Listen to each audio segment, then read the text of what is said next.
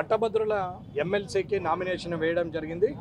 ఖచ్చితంగా విజయం తథ్యం. ఎందుకంటే చదువుకున్నటువంటి పట్టభద్రులైనటువంటి వ్యక్తులందరూ కూడా ఈ దేశం కోసం, ఈ సమాజం కోసం, హితం కోసం, ఈ ప్రజల కోసం ఆలోచించే వ్యక్తులుగా చదువుకున్నటువంటి పట్టభద్రులైనటువంటి వ్యక్తులకు మళ్ళీ చెప్పాల్సిన అవసరం లేదు.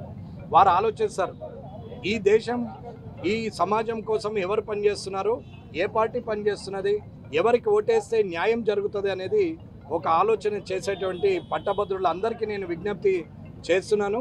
ఈ దేశ హితవు కోసం పనిచేస్తున్న ప్రధానమంత్రి నరేంద్ర మోడీ గారి సాక్షాత్తు ఆయన ప్రతిపాదించినటువంటి వ్యక్తి ఇవాళ ఎమ్మెల్సీ పట్టభద్రుల అభ్యర్థి అయినటువంటి అంజిరెడ్డి గారిని గెలిపించాలని చెప్పి అత్యధిక మెజార్టీతో గెలిపించాలని కోరుకుంటూ, కాంగ్రెస్ ప్రభుత్వం యొక్క ప్రజాపాలన అని పేరు చెప్తూ ప్రజా వ్యతిరేక పనులు చేస్తున్నటువంటిది కాంగ్రెస్ ప్రభుత్వం.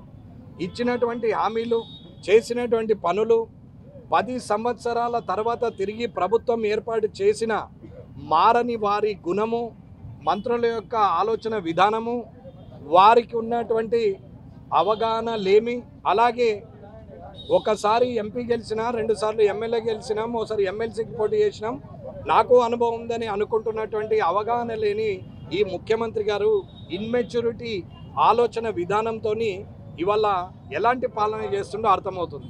కాబట్టి కాంగ్రెస్ తరపున నిలబడి అభ్యర్థుల పరాజయానికి ఇది ఒక్కటే ఉదాహరణ అని తెలియజేస్తూ, ఈసారి కొమరయ్య గారు కానీ అలాగే పట్టభద్రుల ఎమ్మెల్సీ అయిన అంజిరెడ్డి గారి విజయం తథ్యమని తెలియజేస్తారు.